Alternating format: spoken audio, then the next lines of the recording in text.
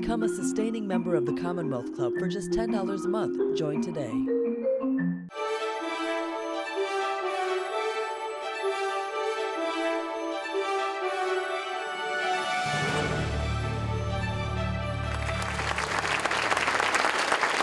Welcome to everybody to the Michelle Meow Show at the Commonwealth Club of California.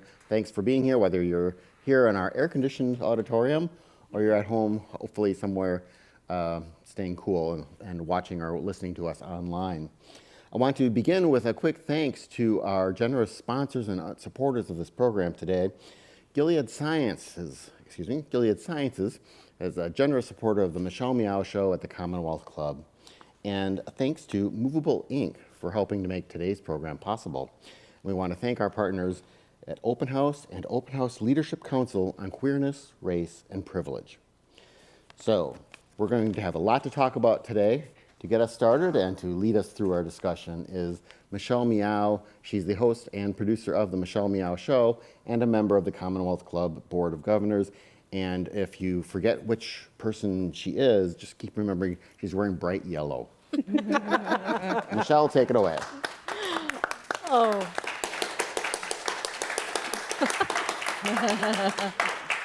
Well, don't make me cry. You need to save the tears for our panel today, which I am so honored, deeply honored to be on this stage with, as I've watched and learned from their work almost every day.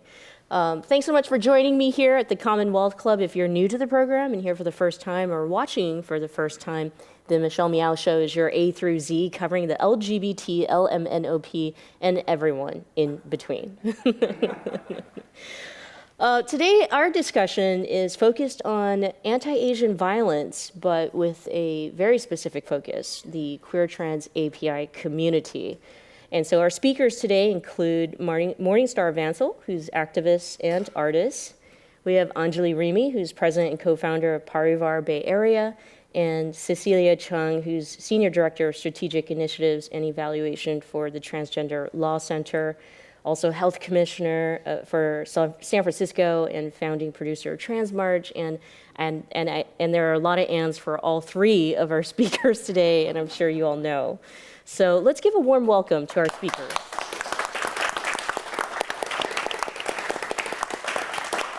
I selfishly also would like for you to clap again, because I think we look and feel amazing, and just how beautiful we are as queer trans API people.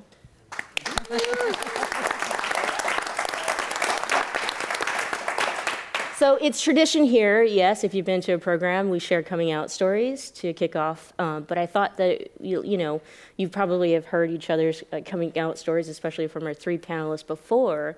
But maybe perhaps we can get specific, because it's very nuanced when you come out as queer trans API, not necessarily only to yourself, but to your API family.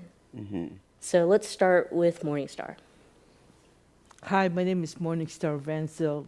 I'm also a member of Alexander Hamilton Post 448. We marched on Chinatown after the Chinese were attacked to show support to the Chinese American that were there for them. And I'm also in the Leadership Council of Open House, so I would like to acknowledge Open House for having me here, and Michelle, and everybody else. And my coming out story is that I didn't came out to my family because of when I was a kid, I was bullied a lot. And the first thing my mother said, if you didn't look like a boy, then nobody will attack you, because you look like a boy, that's why you always get attacked.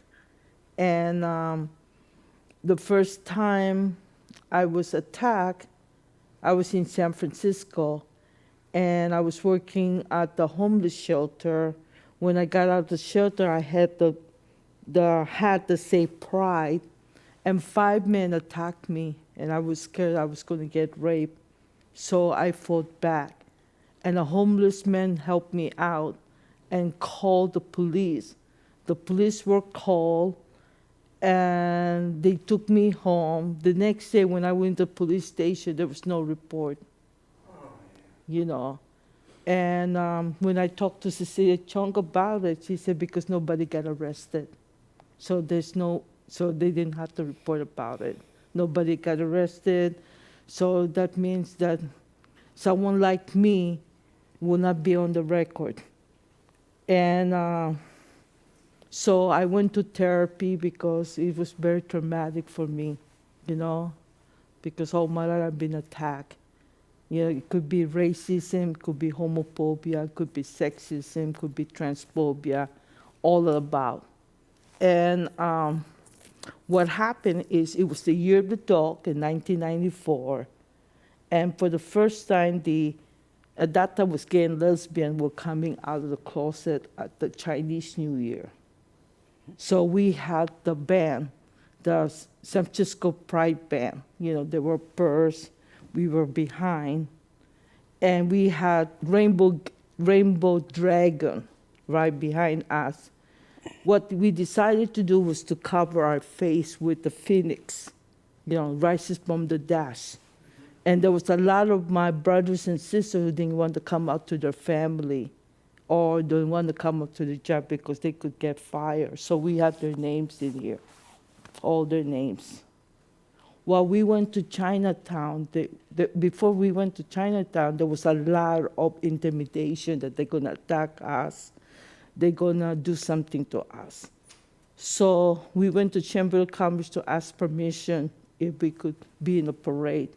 The Chamber of Commerce said, why should we let you be in a parade? They said, because the Chinese queer people said, it's the year of the dog, and that means you have to show loyalty to your family. We are your family. So when we went to Chinatown, we had our phoenix, and we had our costume, and then it was translated in Chinese, Japanese, but mostly Chinese, and said for the first time in history, the gay and lesbian are coming out of the closet. And the first thing we did was took off our masks so that they can see us. And that means we are your family, we are your friends, we are your doctors, we are part of this community. And the elders stood up and bowed down to us to show respect. Mm-hmm. And that was part of my healing, We need voices in the API community. We really need voices. And that's why we're here. That's why I'm here, because, with all the struggle I've been through as an API and being queer, it's important to me to speak up, hoping that other people will come out of the closet and they'll be inspired to come out of the closet. So that's my story. Thank you. Thank you.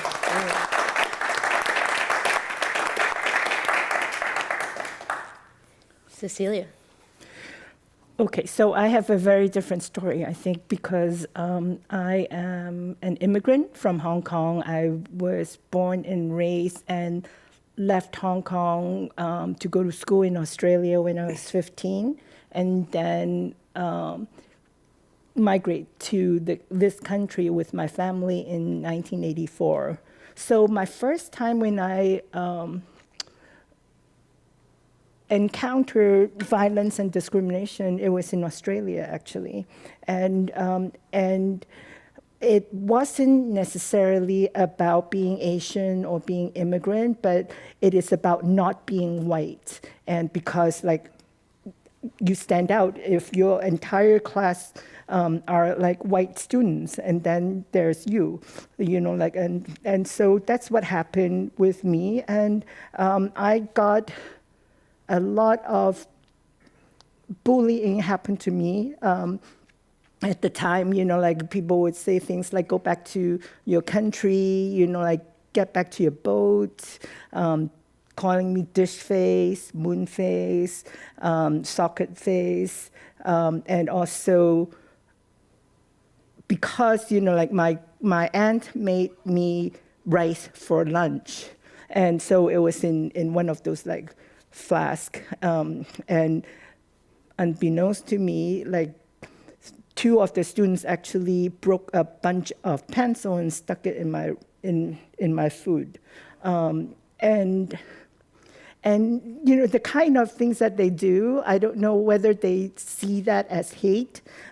They might think that that was funny, but you know, but it's pretty hurtful. You know, like, that means that I had to go without lunch and I have to endure all these like humiliations. So that's my Australian school years. When I came to this country, I wasn't very connected with my own, well, with the San Francisco community, like, because at the time there were a whole bunch of us coming from Hong Kong, so they were the people that I actually hang out with.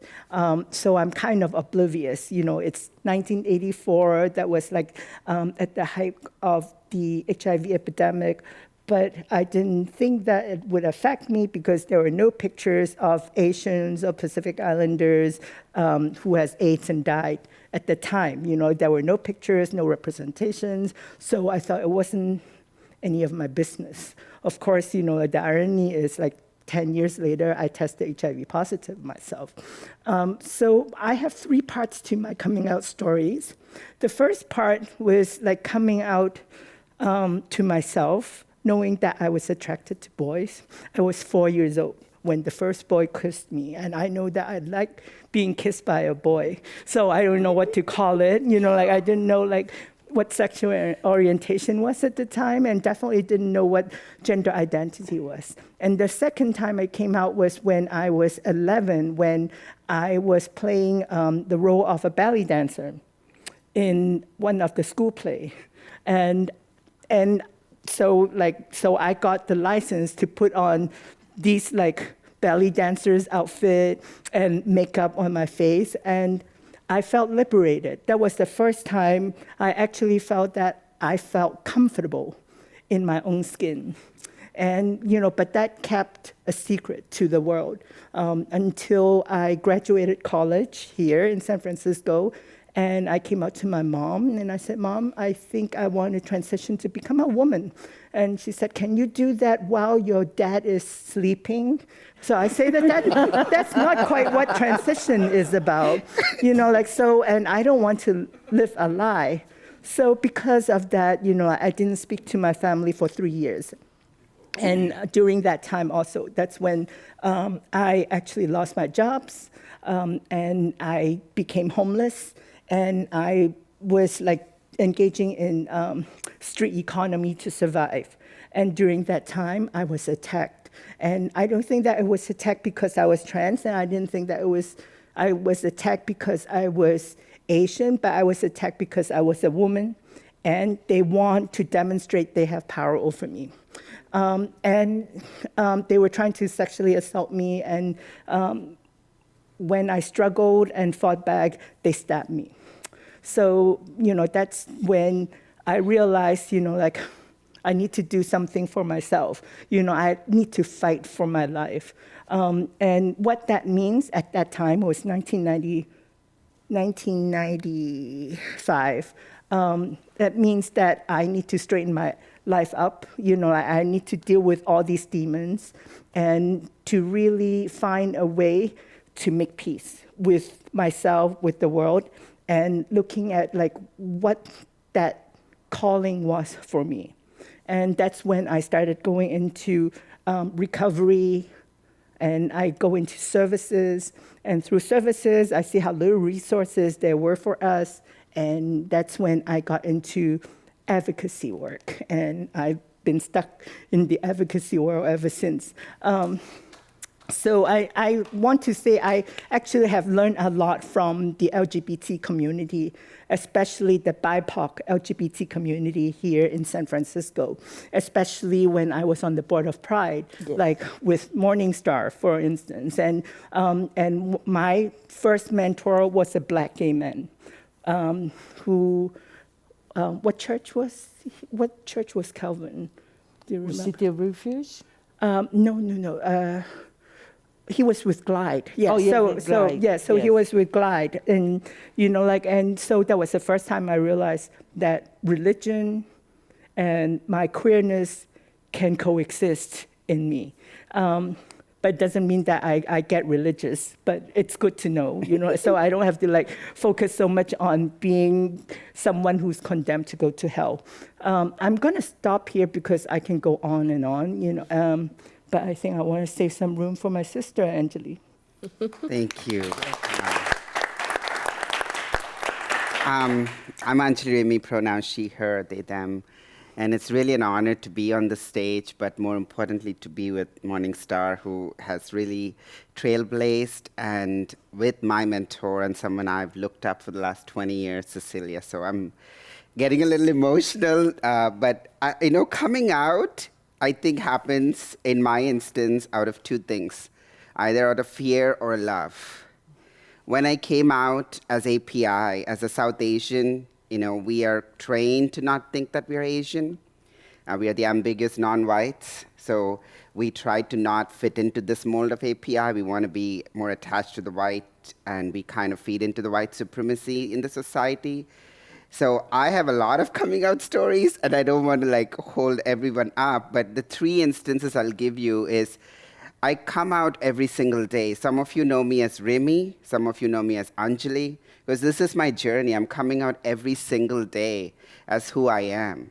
And coming out is not just, and the second point there is, as a transgender woman, I'm coming out as a South Asian and leading an organization that is the only of its kind in all of America. It's an everyday process, whether I speak to somebody at the federal or state or city or a community here or in Uganda or in India or somewhere else in Europe, I am always coming out. And I think it's exhilarating because I am inviting others to learn my journey. But I think the intersectional burden of being an API, a South Asian, and a trans person who comes from the culture of where it's integral part of my culture, my anthropology, it's a whole different level. So I'll give you one or two instances, and feel free to cut me off, Michelle. When I first told, employment has always been a very hard place for me to come out. And I have been fired, and I've been thrown out of this country, and I came back. I came to Bay Area in 2003. Prior to that, I was in graduate school in Idaho, and I came to this country a month before 9/11. And unknown to me, I forget gender identity and all that, I didn't know what the terms racism meant. So here's this young 22-year-old who's like, I'm in this country, now I can make everything happen. I wore a brown sari, and I'm starting to perform with a drag name, I Want a Rim Job. And it was going well. That's where Remy comes from, by the way. I'm no sacred person by any means. And I was walking, and I got attacked. And I don't think the people who attacked me knew I was transgender, but it was in a space after 9/11 where hate crimes were rampant. And I had to decipher or come out to the authorities, and it happened on the campus of where I was studying. I'll leave out the university, and they refused to file a complaint. And that was a coming out of a different level, because the hospital tried to treat me as a woman, but anatomically they're like, oh, you're a man. And then the other coming out story is when I came out at my work, when I was in a much higher level, mid to senior level, and I came out, and I transitioned, but I showed up as my whole authentic South Asian self. So I would wear a sari to occasions, and to the bindi or the red dot, as some of you know, and show up. And the biggest struggle was with the South Asian peers at my workplace, because for them it was very problematic that a man was wearing a sari and showcasing their culture, because they have forgotten their own roots. And it was a whole other piece where I ended up leaving that company. But it wasn't even about me coming out as trans, because that company did what it did, but it was that whole package deal that they got, which was too much for them to handle. Outside of that, I think coming out to me is a journey where we can build communities together. I lived in stealth for over a decade. People didn't even know anything remotely that I was trans. I enjoyed the cis pleasures, and obviously I grew in my corporate life, and I was able to attain what that capitalistic American dream is. But I'll pause there.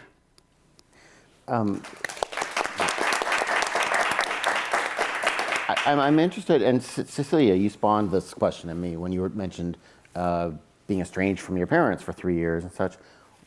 How have your connections to your families, positive or negative, regarding coming out and your connection to them or identification with them or rejection of them? I mean, how has that happened for each of you? And more importantly, what has it meant to you?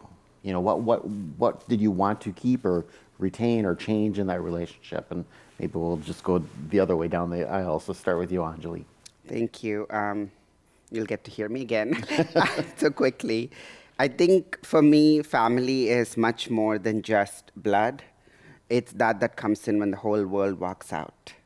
And that is exactly what happened to me. When I was 7, I told my mom, I'm going to blossom and be the most beautiful daughter you ever wanted, because she only had sons. And since that day to date, she has been my biggest rock. She has been very much a victim of domestic abuse, misogyny, and racism. She's a new immigrant to this country today, and yet she is there every single time. Today is too long of a day for her to be out. But the rest of the family was almost ashamed of me. Very bad things happened to me, which I'll not share to trigger nobody. By the time of 14, I probably was raped a few times, sexually abused, thrown off a building, thrown out of a bus. Many things happened, and my parents, especially my dad especially, would, I'll say this, I'll beat the out of me, and he would blame me for enticing these men. But then there's a whole other family that I have looked up to, because I come from this beautiful, strong South Asian Hijra Kinnar culture where we take in our own. Because I'm a privileged person who has been able to come to America, but many just get on the train and go to another city and start all over, or another country. They cross the borders illegally, or whatever the word is, sorry, not to say illegally. And so I have a trans mother who took me out the streets out of San Francisco. I came here, and very quickly I was out of a job, and some good human who was API took me in, and I was living under his building on Tenderloin and Leavenworth, and he was like, this one looks different from all the other homeless people. You come upstairs. And we ended up, he was so generous that it was I believe it's a 250 square foot apartment, and he had a bunk bed he bought, and I stayed on the top. But then, eventually I was experiencing a lot of homelessness, and so I had a trans mother who took me in, and that same trans mother took me in when I was getting out of a abusive relationship many years later. And so I'm very proud of the family that I've built, that support me, that put up with me, honestly. Folks right here on this panel who I treat as my family, and most folks know I don't have a filter, so I just say everything as they is. So if you're my family, you put up with me and I put up with you. I'm as much there for you as much as you're there for me. Mm-hmm. And finally, I'll just say that I think it's been a long, long journey, interestingly, for me to bring to a sense to the younger generations. And in my instance, for example, like my brother was the one who kept failing his grades and accepting my gender transition, and only 2009 he came around. But I think I see that as a greater movement where we are not building family with our elders in this community, especially in the API community, where we're trying to go off and do something on our own. And I think that doesn't help us build this family that we can look and be part of. Thank you. Cecilia. Thank you, Anjali. I think that it's really important to highlight, the importance of chosen family. Of course, I had a lot of shared experience, around chosen families. When I went into recovery, I have adopted 11 gay brothers, and they took me under their wing. So it's a good thing to have 11 brothers. So because you don't have to worry about people harassing you, they will stand between you and those harassers. And in my early recoveries also, I was really damaged to the point that I couldn't get to the bus stop by myself. So all my 11 adopted gay brothers would walk with me, stay with me, at the bus stop until I got on the bus. So that's the kind of family that meant something for me at the time, when I didn't have my own family to lean on. But that changed, since I got in recovery and I started to build my life back, like I reconciled with my mom. Some of you might have seen that TV series, When We Rise. Well, it's not quite the same, but we did reconcile. And then it was the rest of the family. Now I have my family back in my life, and it's really a spiritual journey because I got to be by my grandparents' side when they were passing away, and I got to be there to take care of my dad when he passed away 3 years ago. And had we not reconciled, that wouldn't have happened. And I think that would be a very devastating regret in my life. And I am so glad, that I have them back in my life. And because of that, I think the biggest message I have for, for all the LGBT kids out there who might be estranged with their family, that don't give up hope, because love transcends, and what we need to do is really find that narrative and find, that little focal point, and focus on that. Ups and downs it's like normal. And, and for the longest time, I thought I was the only queer Black horse in the family, but lo and behold, my cousin has had a child, and they identify as non-binary living in Australia. So there you go. So I'm finally not alone. I'm so looking forward to meeting them one day. Thank you. I just talked to my mother this year after 20 years of not talking to each other. What was that? Yes, she's dying. She got a month or 2 months to live. She wanted to see me. And the first thing I told her, I'm willing to see her. The condition, let's not talk about the past. Let's enjoy the moment right now. And when I spent time with my mother, she let me sleep in the bed with her. And she was affectionate, and I'm not used to her being affectionate towards me. So she had accepted me, And I buried my stepdad, died, but like I said, we didn't talk for 20 years. And I'm so grateful that I'm also in recovery, I'm so grateful that I have forgiveness, I have love, and because of that, I got mentored. I have my API family mentoring me, and also I mentor other API youth. That's important that there's a mentoring going on.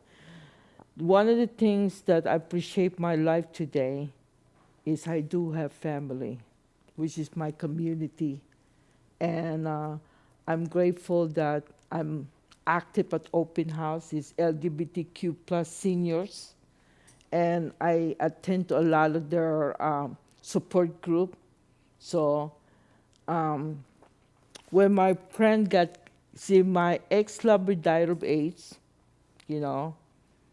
and I'm grateful I was in San Francisco because when I was in Colorado, I was a cop.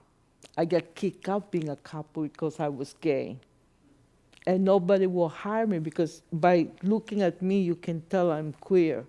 So nobody will hire me. So my family had told me, you're better off in San Francisco because they got gay rights. So when I came to you broken heart, no place to call my home, nobody, no family, and the people in San Francisco opened their heart to me. They opened the door for me. And the best of all, they gave me a job so that I get my dignity back. So I am very grateful that I had that opportunity. Thank you for letting me share.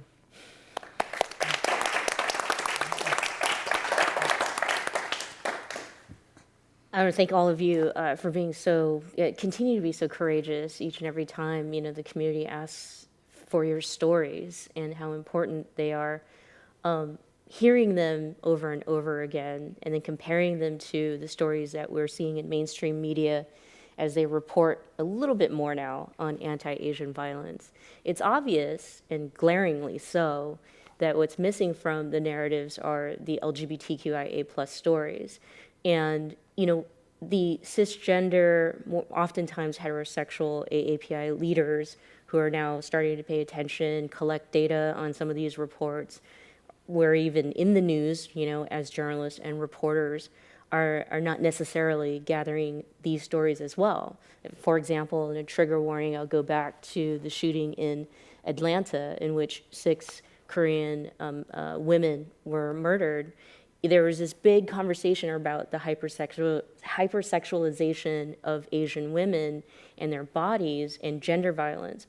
But what was very much missing is the conversation around how that impacts and affects LGBTQIA plus AAPIs.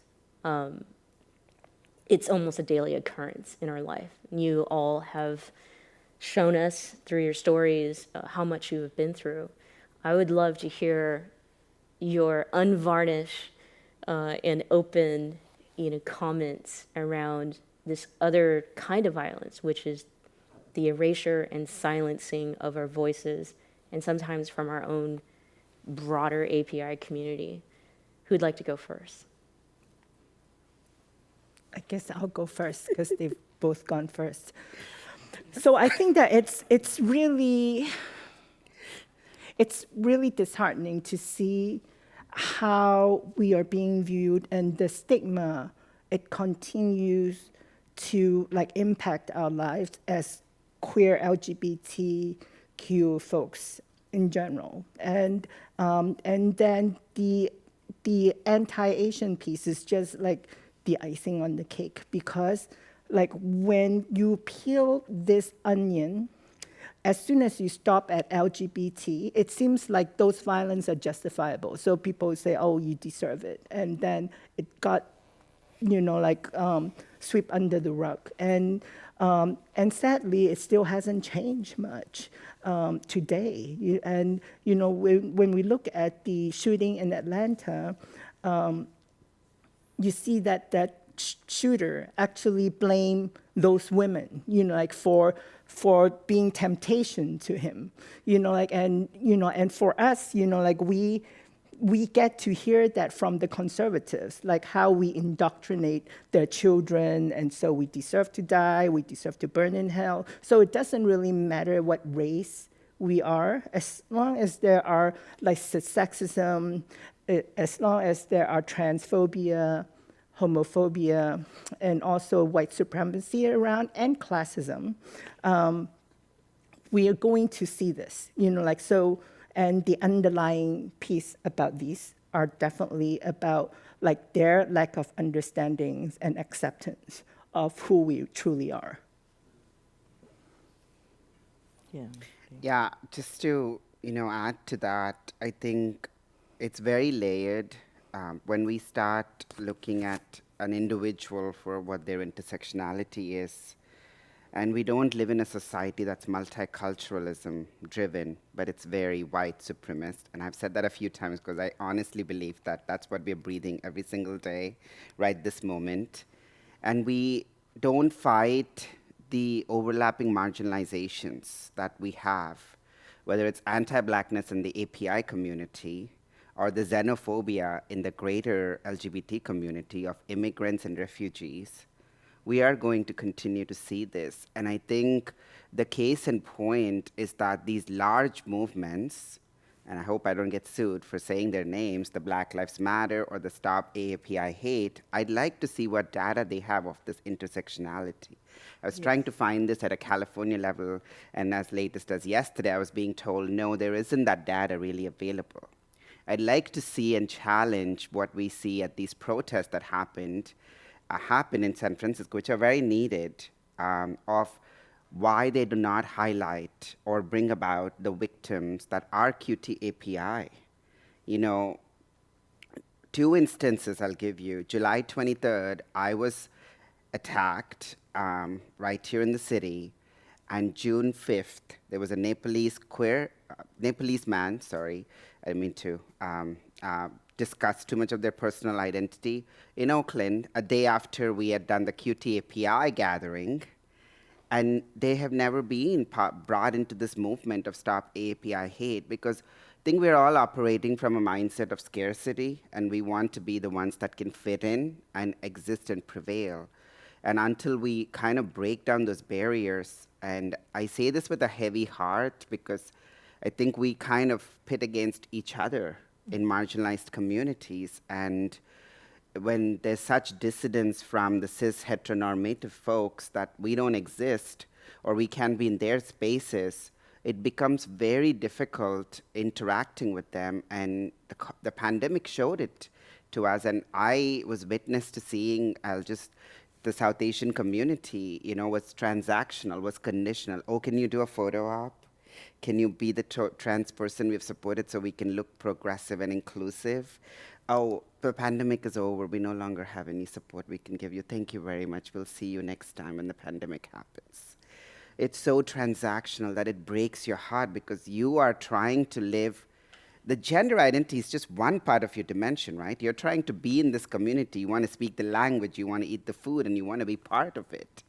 And that's why I think it's so important to invite folks to have these tough, uncomfortable conversations, which, I think the QT API Coalition, if you don't know, has been around for about 3-4 years now, built in San Francisco and it's happened across California. It took us a Herculean task to get to non-LGBT API organizations right here in the Bay Area to understand and recognize that this is a space we need. This is a need to raise the flag in Japantown right here. Like it definitely is something that is a very difficult effort because we recognize the privilege that we don't have as queer trans people. We are not in these leadership positions where decisions are made for the entirety of our community. And I can go on, but I think if you look at the entirety of the state or the city, wherever there's AAPI, I was recently talking to some department that was working with immigrants, and the AAPI Justice Coalition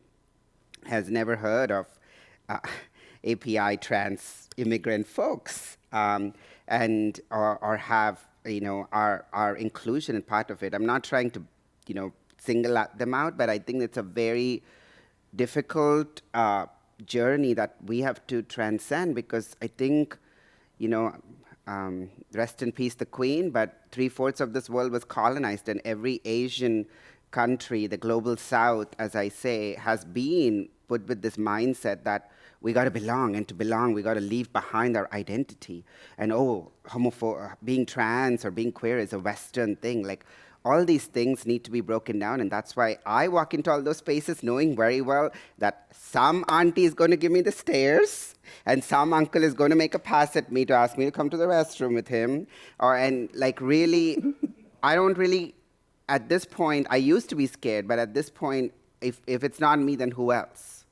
And that's how we're going to start this conversation, which will be comfortable, but we'll enjoy the buffet together.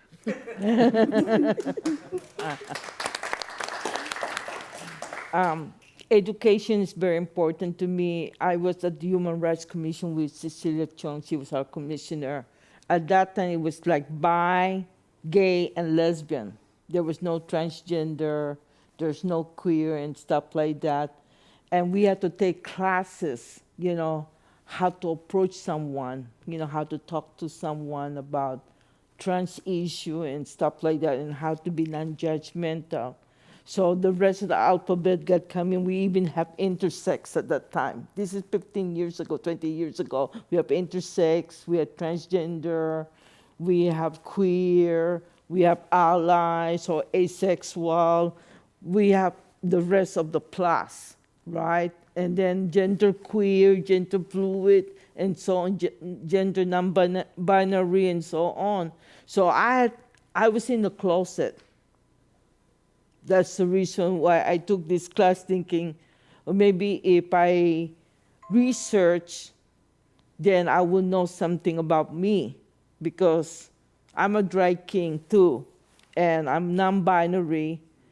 And when I was a kid, uh, my grandma knew I was different. My grandma knew I was different, and told me that if you want people to love you, you need to be real. You cannot be in a closet. That's what my grandma told me. She knew I was different, right? So come to San Francisco. And like I said, I was in the closet for a long time. And when I was in the closet, I'm hearing stories from my trans brothers and sisters. They've been attacked a lot.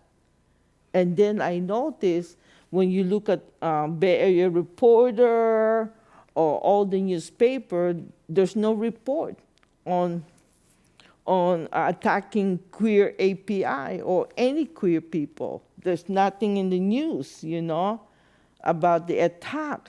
And that's why I was in the closet, because I was scared that I can be singled out.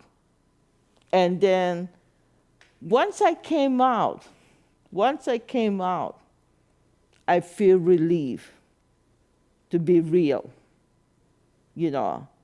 and I have compassion, because what's so weird, when I start telling my story, my brothers and sisters will come out and say, that's my story too. This is what happened to me. This is what happened to me. This is what happened to me. This is what happened to me. I feel like I wasn't alone, because for the longest time I felt alone. And now I don't feel alone. And all I think about is the young people, because there's a lot of young people coming out. Mm-hmm. And by giving the voice on that stories, hopefully it will give them hope. And that's what I'm here for, to tell my story. Thank you.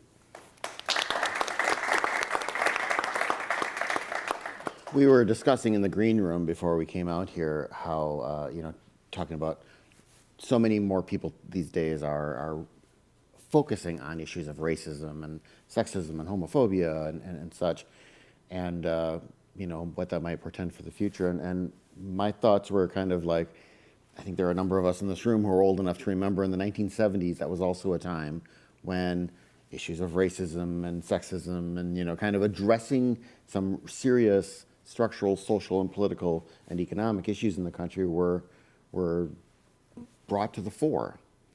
And, people can probably have a good argument over how long they think that lasted. But what I want to ask each of you is,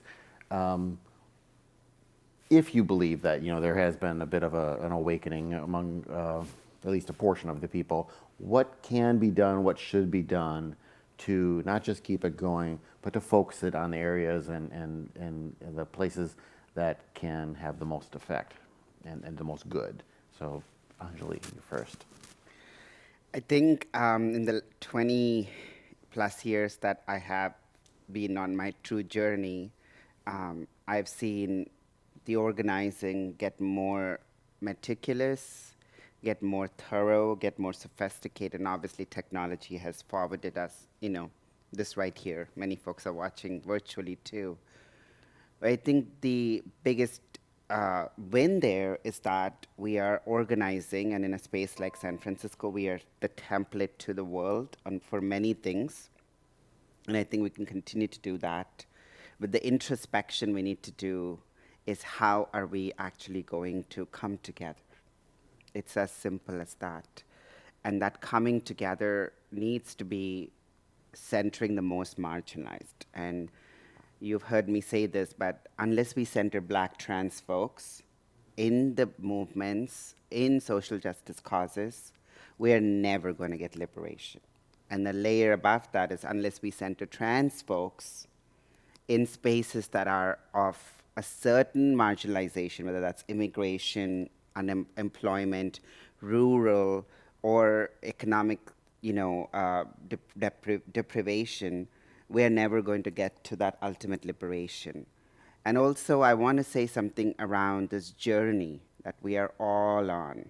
We are all struggling, And I don't mean to be pessimistic by saying that, but it is a journey for each one of us to be authentically ourselves, to bring our whole selves into spaces, and it takes a minute. And I'll be the last person to say I don't judge people, but it's really hard not to, because you are unaware, you're ignorant of what the other person's journey is, because you want to feel that you are the one who exists in that moment because you've struggled so hard to get where you did. So that, I think, is the sentiment that prevails in the newer generations, not that I'm that old, that where we have to really have them understand that an intersectional identity, and I'll take a case in point of how much, and if you see my Instagram posts, you often know this, I get a lot of hate, and so much hate has come my way in the last 3 years since 2018, when I've really come out as a trans person. I've been doing advocacy work, but I used to do it as in the background, or I would wear a face, or you were mentioning, at one trans march, I had, what is that called? Unibomber outfit, as people call it. I didn't even know what it was. It was this glasses and all of this. I'm starting to realize that we are trying to all belong. And in that process, we are harming each other and hurting each other. And it's so important for us to understand each other. And the hate that comes to me is also from within the community. It's from being who I am for my religion, being who I am in the South Asian diaspora, being who I am for being an immigrant. Because, again, we're all competing for these very limited resources. Whoever is listening, we need more for trans queer people. And we want to be the person who gets it, right? And only a few of us have the mentality of collective liberation. And so I really profess to the younger generations to not be part of a movement that's so powerful that's going to get attached to a cancel movement, where it's going to really erase some of us that are actually trying to be part of your uplifting, be there as the conduits and the catalyst to see you prosper and you do this movement, because, mortals, we're not all going to be here, but it's the ancestors who have come before us in San Francisco or within my diaspora, the Hijras, the Kinners, the Apsaras, that have given me the strength to continue. So that's my message there. Thank you. Cecilia. So it's interesting that you asked this question, and we had that conversations. I think that the 60s has something similar also, the anti-war, and all the labor movement and, civil rights movement. And then, 70s, you have the race riot, and again, anti-war. And we're back to square one again. Mm-hmm. So if you ask me if we've learned anything, I say, I don't think so, because we're still approaching them the same way. And, when we talk about hate, I truly believe that that kind of hate and resistance came from extreme fear. That when you listen to the conservative talking about immigrants, when you hear the conservatives talk about, queer, it's all about indoctrinations, they're replacing us, and that kind of fear-mongering tactics, it's spreading like wildfire. But there's one silver lining is that, we're at the age of the internet. And so that's where history is being collected. And so the internet never forgets. So all these different events that happen, it will continue to stay there, and I think that, that's hopefully, there will be people who can unearth some of these and compare the differences of these different decades, because we haven't really changed, so in the 70s we have similar kind of riots, police violence, and then 80s, the devastating pandemic hits called HIV and AIDS. Look what happened to COVID. So I think that there's a lot more conversations we need to have, and and more importantly, those conservatives and haters, we should just give them free therapy until they realize that we are not threatening to them. Yes. Thank you. after I got attacked, the police show up. At that time, they didn't offer free therapy. Now, if you're a domestic violence survivor or you've been attacked, they offer you at least free therapy. But when in those days, the old days, there was no free therapy, right? And we didn't have support then, So what I learned is, even though it's a little bit better, but we still need a lot of work. I'll give you an example. During the AIDS epidemic, gay people, queer people were being blamed for bringing AIDS and HIV. Now they're talking about monkeypox, and they're still blaming gay people and queer people for bringing monkeypox. You know what I mean? So nothing has changed, especially during COVID. I will never forget, I'm taking F train, and F train is nothing, it's Castro, this and that. Somebody tried to attack me, saying that I brought COVID into this country, And I don't have to tell them I'm not Chinese, but, they just look at us all the same. All API look the same to them. And I get attacked, at the F train. And after I got attacked, the police was called. They offered me therapy, but there was no follow-up, And that's what we need nowadays. If domestic violence or if you've been attacked, they need to follow up to make sure you're okay, that you got your therapy, you got your needs met. But what's going on, what we struggled in the 70s is the same thing now. Nothing has changed. And all I could focus on is young people, hoping that if I mentor the young people, when I'm gone or I'm very old, I can do the work, that they can take my place. So those are the people that I focus on. Thank you. Oh, by the way, Yeah. Chinese didn't bring the virus here. I know, but that's what Trump said. No, that's what our president said. But they still attack us. They didn't know any different. They still attack us. Yes. Oh, that president. Yes. Right. Anyway, We need therapy for that. we A lifetime. yeah, we have just a few minutes left, and I normally will try to end with an inspirational question, but unfortunately, I have a challenging question for all of you. If we take all of your stories, take all the years of activism, and we take your trauma, and then we also listen to the fact that each of you had said telling our stories really matter. There's a scarcity game that we play within our communities. We have to build coalition with one another. As we take all of those concepts, therein lies an answer in which there could be some kind of solution, one thing that we all can be doing. Now the challenge is, right, when we started hearing all these stories recently of anti-Asian attacks, we did have AAPI elected leaders stand up and do some work and miraculously get some anti-Asian hate laws passed, especially here in California. We did hear companies speak up and say, all of a sudden, I'm donating millions, to Asian organizations or who are doing the work in keeping Asian people safe.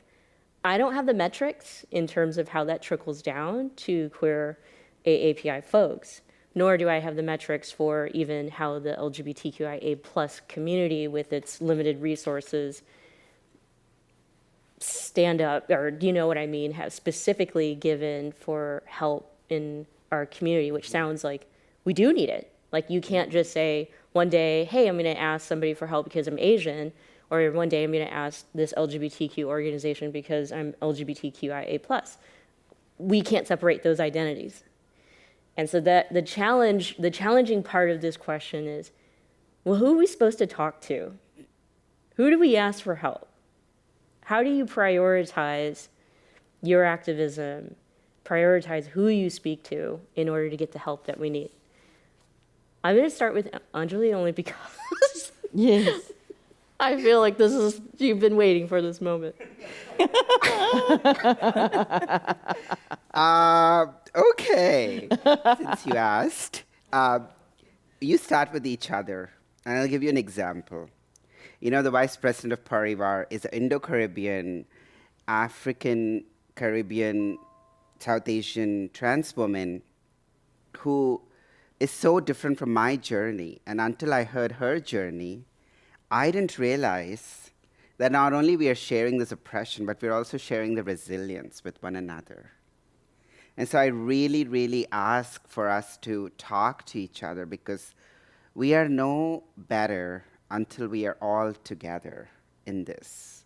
And that is ultimately how I think if you have any success stories in San Francisco, that is how it has happened. You know, whether it's at a city agency level with the Office of Transgender Initiatives, or with a Global South, coalition, or the QT API coalition, it's happened because we've taken a second not to judge and really heard each other's stories.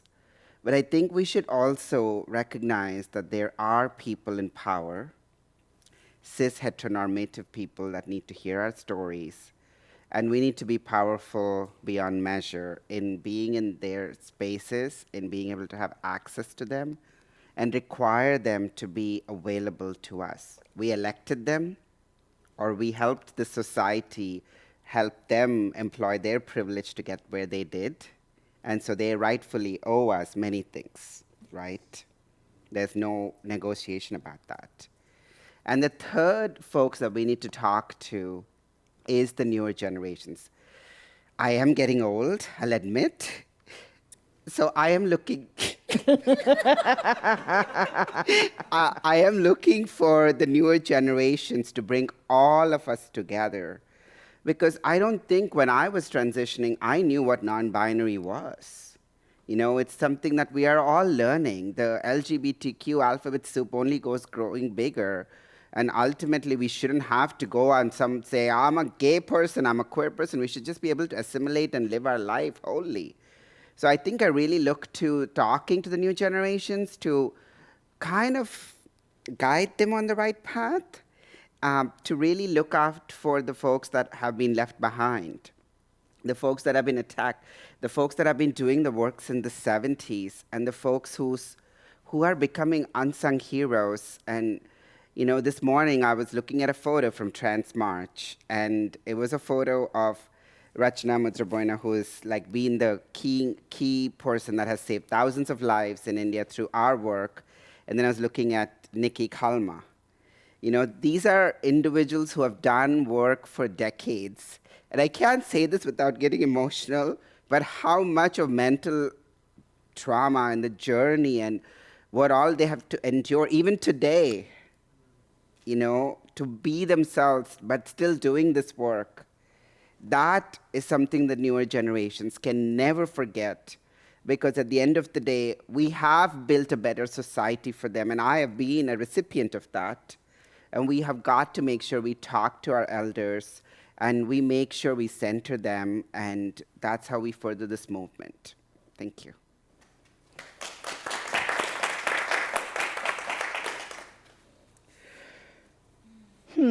So I have a little bit different angle in looking at this, because to me, this work is, yes, there is definitely trauma attached to the work, but there's more love than trauma attached to the work. Otherwise, why would I feel compelled to continue to help people? That's because of that love, we all have in all of us, that we call unconditional love, because we just want to raise money, build a better world, and then move on. Raise money.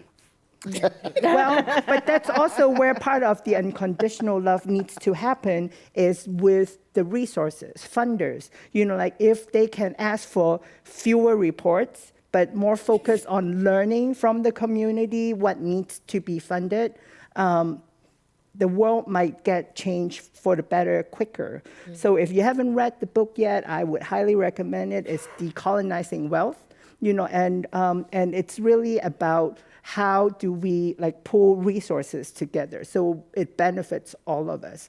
So just think if you have half a glass of water, you can call that half full or half empty. I have half a glass of water. When we come together, we have a full glass.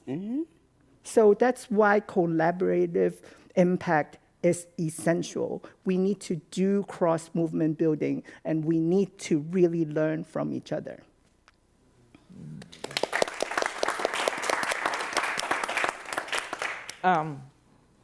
What keeps me going is little things. For example, I can hear somebody's story and I can tell they're having a hard time. Afterwards, I will ask them out for coffee. Do you want to go out for coffee? Do you feel comfortable, talking to me, stuff like that? Those little things really help, for me. It really helped because sometimes we want the whole world to listen to us, and most of the time that doesn't happen. But people in my life had checked up on me because I remember when I went through cancer treatment, and my partner at that time is African American. That's the reason why my family didn't talk to me for 20 years because of racism. And then what happened is I was in a doctor's appointment, and one of the receptionists told me, "Oh, do you have somebody taking care of you?" And so, "Oh, yeah, my wife is taking care of me." And then she made the comment, "If you were not gay, you would not have cancer." Wow. And so what I did, I said, "How come babies have cancer? You tell me, you tell me." Because they're queer. Because, and so I made a complaint. I went up, and the secretary happened to be my friend, who's the secretary, the director, and I told her what happened. So what they did, because I was going to my chemo, I had stage 4 cancer. I didn't even know if I'm going to live. So what happened is we wrote a letter saying that they all need training how to deal with LGBTQ community. This is at St. Luke's Hospital. It happened when I was going through my cancer. So they changed it. They start taking training, little things like that, you know what I mean? And having mentors too, it really helped me. I have Cecilia, I'm very fortunate because she was a commissioner at that time when I was at Human Rights Commission. I have Angelique coming along the way. I had a lot of role models in my life. And when I'm tired, all I had to do is look at it, okay, if they can do it, I can do it. You know what I mean? But what gives me hope is the young people, taking them out for coffee, talking to them, and then they want to know, they ask a lot of questions, they call me up when they're having a hard time, and I'm there for them because my mentor was there for me when I was having a hard time. So it's really important we stick together. It's really important in a community we help each other out. That's really important. So I'm grateful that I have this community, and this community has been good to me. Thank you. Can I add one quick thing real quick? I really want to call in and call out, or call out and call in, however you look at it, don't get upset, for the LGBT cis folks. And I kind of take my own example. 20 years ago when I was in the Bay Area transitioning and showing up at, I didn't have 11 gay brothers. I wish I did. I would show up with a whole bunch of gay cis men, and they would not be comfortable with me sitting with a pink sari at the table because they didn't want to be. They're working with their own journey of coming out or not coming out. And so I really call on the community right here, the LGBT community, where you're cis, to really check on your trans siblings, to really center them, to hear their stories, and to really understand the struggles we go through, because we are still very marginalized, especially when you're not white. And I think that's the only way we are going to collectively come to tell the greater world that we are here, we've always been here, we've always existed, but we have to work through the transphobia in our own community. It is rampant, and I call on all the folks that, what are there, 42 organizations, LGBT organizations in San Francisco? To really have an introspection or a circumspection, whatever you think is healthy for your organization, to understand what your programs are and if they're really trans-centering, trans-inclusive, and most importantly, trans-led. Thank you. Thank you. Thank you. That concludes our program, and I think those are really, really great responses and answers. We can all take something from it, but most importantly, go out and love one another and listen to each other, and then we can start doing the work. I want to thank Morningstar Vansel. Thank you so much for being on this panel, Cecilia Chung and Anjali Rimi. So let's give our speakers another round of applause. Thank you to all of you for joining us here at the Commonwealth Club of California, and thank you to all of you online for joining us. And now I leave John with the last words. Well, my last words are also going to be thank you. I want to, again, share our thanks for Gilead Sciences for their great support, Movable Inc. for helping make today's program possible, and our community partners at Open House and the Open House Leadership Council on queerness, race, and privilege. You can find out more Michelle Meow shows coming up. We've got some great stuff planned and even more that are in the works. Go to commonwealthclub.org/MMS. Take care, be good to each other. We'll see you again in the future.